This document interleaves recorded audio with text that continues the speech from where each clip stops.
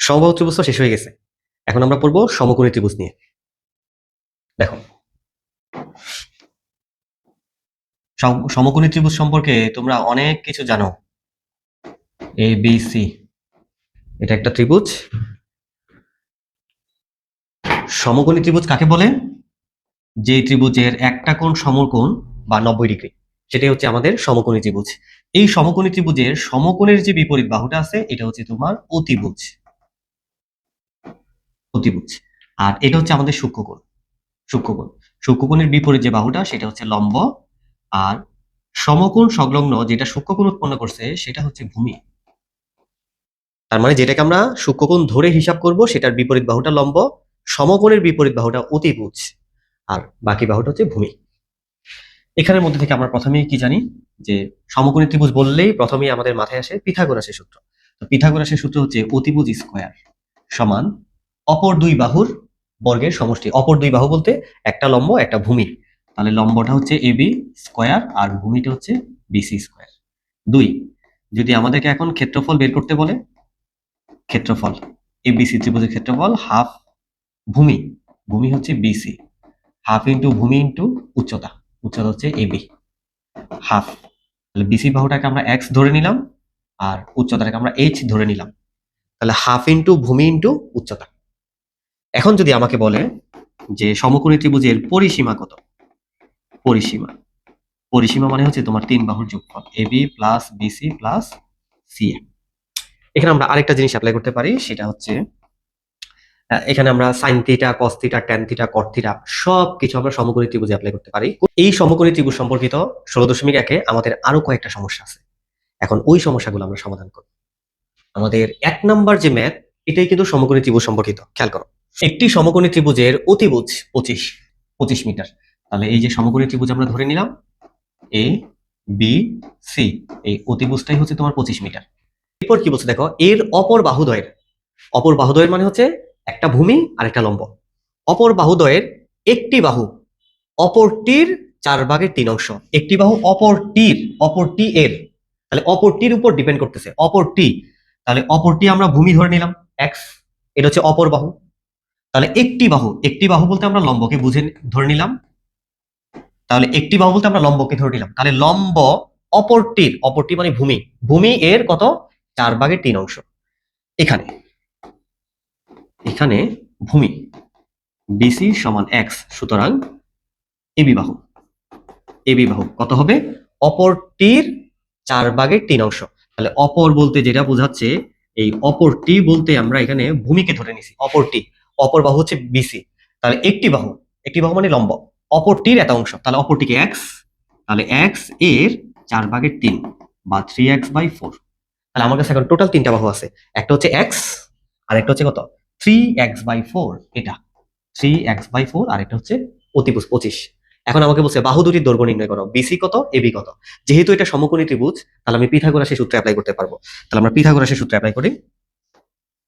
এখানে ত্রিভুজ A B C হতে পাই, কি পাই অতিভুজ স্কয়ার, লম্ব স্কয়ার প্লাস ভূমি স্কয়ার। তাহলে লম্ব হচ্ছে এবি আর ভূমি হচ্ছে বিসি, আর অতিভুজটা হচ্ছে আমার এসি স্কয়ার। বি, এবি হচ্ছে 3x/4, 3x/4 whole square plus BC, BC মান হচ্ছে এক্স, এক্স স্কয়ার সমান এসি, এসি মানে কত 25 স্কয়ার। তাহলে 9x স্কয়ার, 3x স্কয়ার মানে হচ্ছে 9x স্কয়ার, 4 স্কয়ার মানে হচ্ছে 16 প্লাস এক্স স্কয়ার সমান 25, 25 মানে হচ্ছে 625, 25 স্কয়ার মানে 625। 9x স্কয়ার প্লাস লসাগু করে দাও 16x square, 16x square by 16 সমান 625। তাহলে 9 আর 16 মিলে হচ্ছে 25, এক্স স্কয়ার বাই 16 সমান হচ্ছে 625। এক্স স্কয়ার সমান 625 ইন্টু 16/25। এখন দেখো 25কে দিয়ে যদি আমরা কাটাকাটি করি, 25কে দিয়ে যদি আমরা কাটাকাটি করি, দেখো 25কে 625 দিয়ে কাটলে 25 হবে এক্স, তাহলে রুট ওভার কত 25 ইন্টু 16 এক্স। 25কে রুট করলে 5, 4কে রুট করলে 4, 16কে রুট করলে 4, 4 5 20। তাহলে এই বাহুটা হচ্ছে আমাদের 20, একক দিছে মিটার, তাহলে 20 মিটার। এটা তো 20 মিটার হয়ে গেল। এখন আসো আমাদের এবি, এবি হচ্ছে 3x/4, 3/4 ইন্টু 20, তাহলে কত, 4 5 20, 3 5 15 মিটার। তাহলে এটা 15 মিটার আর এটা 20 মিটার। একদম সিম্পল। তার মানে আমাকে যদি অতিভুজ দেওয়া থাকে, ভূমি এবং লম্ব এই দুইটার মধ্যে যে কোনো একটা সম্পর্ক দেওয়া থাকলে আমরা বাহুগুলো প্রথমে বের করে নিব, বের করে নিয়ে পিথাগোরাসের সূত্র অ্যাপ্লাই করব, সমাধান হয়ে যাবে, খুব ইজি। আমরা এখন যাব পরবর্তী ম্যাথে। পরবর্তী ম্যাথটাও দেখো, এটাও সমকোণী ত্রিভুজের সাথে মিলে যায়, সমকোণী ত্রিভুজের সাথে মিলে যায়, একটু খেয়াল করো।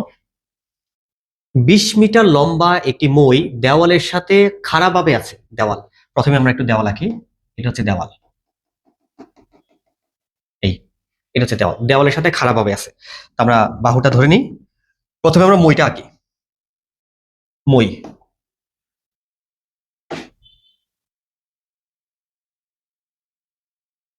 এটা হচ্ছে আমাদের মই, এটা হচ্ছে আমাদের মই, মই, মই। তাহলে 20 মিটার লম্বা একটি মই, তাহলে মই হচ্ছে 20 মিটার, 20 20 মিটার, এটার নাম দিলাম এ, এটা হলো বি। তাহলে দেওয়ালের সাথে লম্বভাবে আছে, মনে করো এটা হচ্ছে দেওয়াল, এটা হচ্ছে মই, এটা হচ্ছে 20 মিটার, এভাবে খাড়াভাবে আছে। মইটির গোড়া থেকে কত দূরে সরালে, মইটির গোড়া থেকে, অর্থাৎ গোড়াটা আমরা এখানে সরাই ফেলবো, মইটির গোড়া থেকে কত দূরে সরালে অপর প্রান্ত 4 মিটার নিচে নেমে যাবে। তার মানে একটু বিষয়টা খেয়াল করো, এটা হচ্ছে দেওয়াল, মনে করো আমার হাতটা হচ্ছে দেওয়াল, এটা হচ্ছে মই। তাহলে গোড়া থেকে কত মিটার সরালে, তাহলে দেখো গোড়াটা যদি আমরা সরাই তাহলে কিন্তু উপর থেকে নেমে যাচ্ছে, এই দেখো এতটুকু অংশ নেমে গেছে। এই হচ্ছে মই, এই হচ্ছে দেওয়াল, এই হাত হচ্ছে দেওয়াল, এটা হচ্ছে মই। এই মইটাকে যদি আমরা গোড়া থেকে সরাতে থাকি, দেখো গোড়া থেকে যদি সরাতে থাকি তাহলে উপর থেকে সে নামতে থাকবে। তাহলে এখন তোমাকে প্রশ্ন করছে, গোড়া, গোড়া, মইটির গোড়া দেওয়াল হতে কত দূরে সরালে, এই হচ্ছে মইয়ের গোড়া, এটাকে আমরা দেওয়াল থেকে সরাবো, কতটুকু সরালে এই উপর থেকে 4 মিটার নিচে নামবে, এটা হচ্ছে 4 মিটার, উপর থেকে 4 মিটার নিচে নামবে। তার মানে দেখো মই,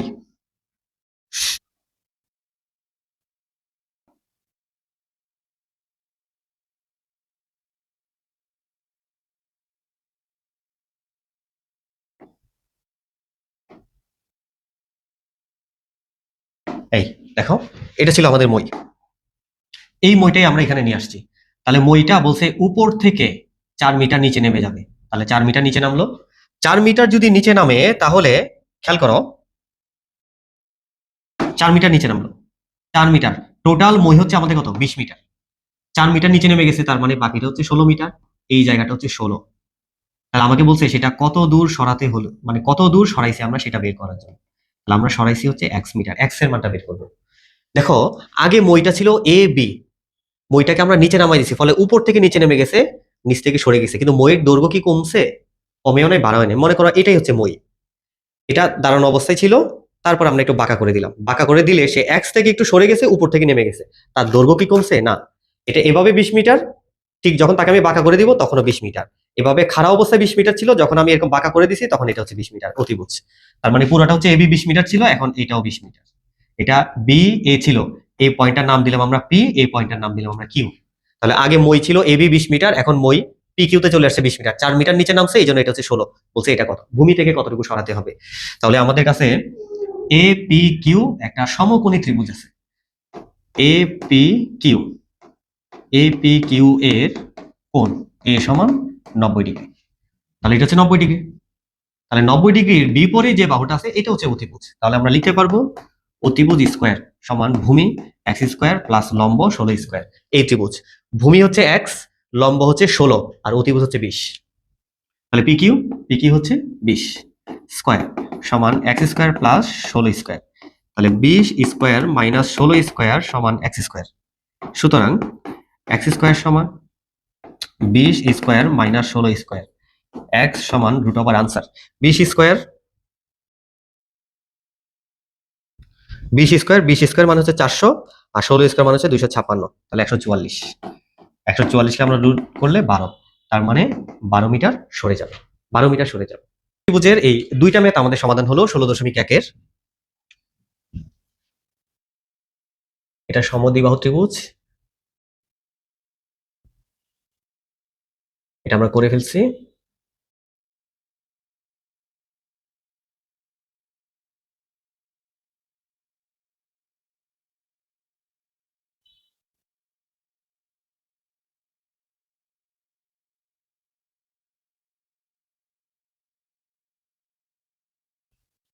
সমকোণী ত্রিভুজের আরেকটা সমস্যা হচ্ছে আমাদের বইয়ের 10 নম্বর ম্যাথ। দেখো কি বলছে এখানে, একটি সমকোণী ত্রিভুজের লম্ব ভূমির 12/11 অংশ। আমরা একটা সমকোণী ত্রিভুজ আঁকবো, প্রথমে আঁকলাম সমকোণী ত্রিভুজের নাম দিলাম এ বি সি। দেখো একটি সমকোণী ত্রিভুজের লম্বটা হবে ভূমির এত অংশ থেকে 6 কম, ভূমির এত অংশ থেকে 6 কম, এবং অতিভুজ ভূমির এত অংশ থেকে 3 সেন্টিমিটার কম। খেয়াল করো, অতিভুজটাও ভূমির উপর ডিপেন্ড করতেছে, লম্বটাও ভূমির উপর ডিপেন্ড করতেছে। তাহলে ভূমিটাকে আমরা এক্স ধরবো, ভূমিটা হচ্ছে এক্স। ভূমিটা যদি এক্স হয় তাহলে লম্বটা কত? লম্ব মানে হচ্ছে এবি, তাহলে এবিটা কত? ভূমির 12/11 অংশ থেকে 6 কম, তাহলে ভূমি মানে কি এক্স, এর 12/11 অংশ থেকে 6 কম, তাহলে 6 কমাই দিলাম, তাহলে কত? 11x/12 - 6 AB, 11x/12 - 6। এই এরপরে হচ্ছে অতিভুজ ভূমির এত অংশ থেকে 3 সেন্টিমিটার কম, তাহলে অতিভুজ ভূমির এত অংশ থেকে, তাহলে এক্স এর 4/3 অংশ থেকে 3 সেন্টিমিটার কম, 3 সেন্টিমিটার কম, তাহলে কত আসে দেখো, 4x/3 - 3। এই তাহলে এটা হচ্ছে অতিভুজ, আর এটা হচ্ছে ভূমি, আর লম্বটা হচ্ছে তোমার 11x/12 - 6। দেখো আমার কাছে 3টা বাহুই আছে, ভূমি আছে, লম্ব আছে, অতিভুজ আছে। আমার যে শর্তগুলো দিল সেই শর্তগুলো থেকে আমরা বের করে নিছি। তো দেখো, ভূমি x হলে ত্রিভুজটির ক্ষেত্রফল x এর মাধ্যমে প্রকাশ করো। তো ত্রিভুজের ক্ষেত্রফলের সূত্র কি? ত্রিভুজ এ বি সি সমান হাফ ইন্টু ভূমি, হাফ ইন্টু ভূমি ইন্টু উচ্চতা, হাফ ভূমিটা হচ্ছে এক্স, ভূমিটা হলো এক্স, আর লম্বটা হচ্ছে তোমার 11x/12 - 6, 1/2 x, লসাগু করে দিচ্ছি, 11x 6 12 72 বাই 12, 12 দোকানে 24, উপরে আছে x, তাহলে নিচে হচ্ছে কত? 12 দোকানে 24, আর উপরে 11x square minus 72x, 11x² - 72x/24। আমাদের এখানে সেন্টিমিটার ছিল বাহুর দৈর্ঘ্য, তাহলে এটা হবে বর্গ সেন্টিমিটার। এককটা লিখে দিবা, বর্গ সেন্টিমিটার। এটা হচ্ছে আমাদের ক নাম্বারের সমাধান। এটা একটা সৃজনশীল ছিল, দেখবা বইয়ে 10 নম্বরে আছে, তার 3টা পার্ট। ক নাম্বারের হচ্ছে সমাধান এটা। খতে কি জিজ্ঞেস করছে দেখো, খতে জিজ্ঞেস করলো এবে ভূমির দৈর্ঘ্য নির্ণয় করো, ভূমির দৈর্ঘ্য। তো আমার কাছে কি কি ছিল? অতিভুজ 4x/3 - 3, এটা 11x/12 - 6, আর ভূমি হচ্ছে x।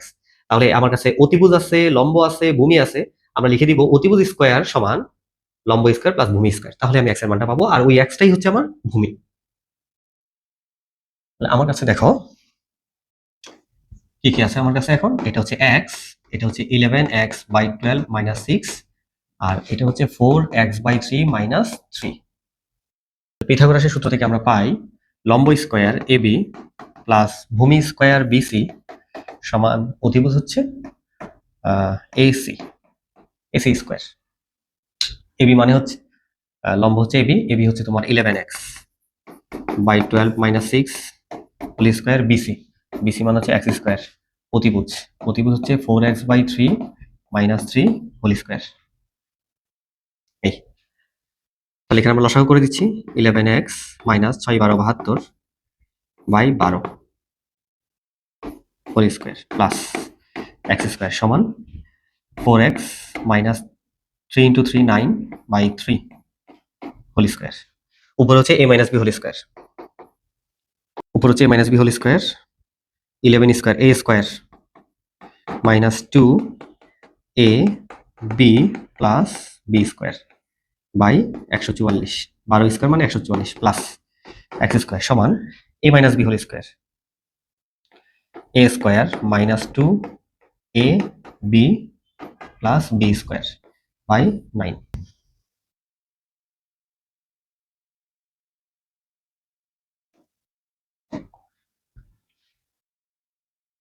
খেয়াল করো, 44 এখন কত? 44 এটার সাথে মাল্টিপ্লাই করে দাও, 144 এখন আমরা এটার সাথে গুণ করে দিব, তাহলে আমার উপরে x স্কয়ার কত দেখো? 121, 121 মাইনাস 2 × 11 ইন্টু 72, 2 গুণ 11 গুণ 72, 1584, 121 x square minus 1584 plus 72 square 5184 ভাগ 144 সমান সমান তো দিব না আমরা, কারণ আমার এখানে এক্স স্কোয়ার আছে, তাহলে 144 এক্স স্কোয়ার 144 এক্স স্কোয়ার সমান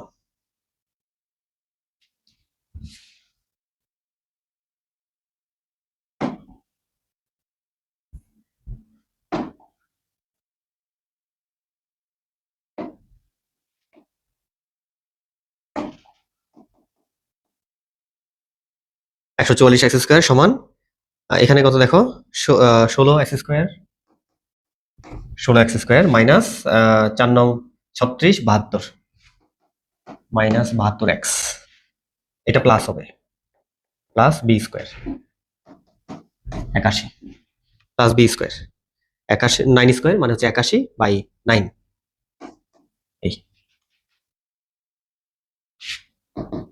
এখানে হচ্ছে আমার 121 এক্স স্কোয়ার আর এখানে হচ্ছে 144, 121 plus 144 265, 265 x square minus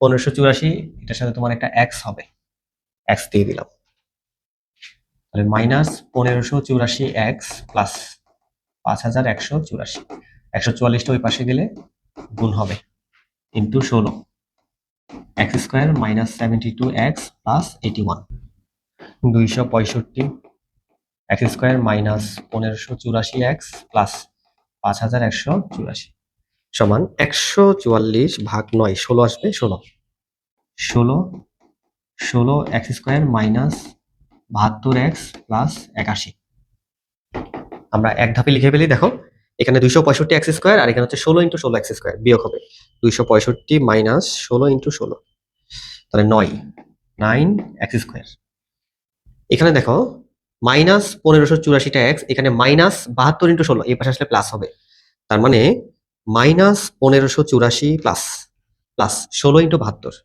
16 into 72, তাহলে মাইনাস 432 এক্স।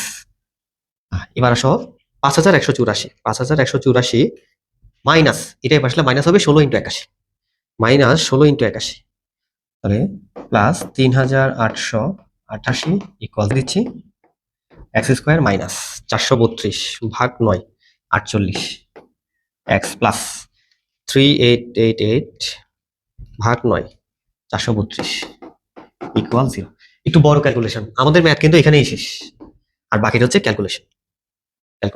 তাহলে x square minus 48 x minus 432 equal 0, এটাকে এখন আমরা মিডল টার্ম করব।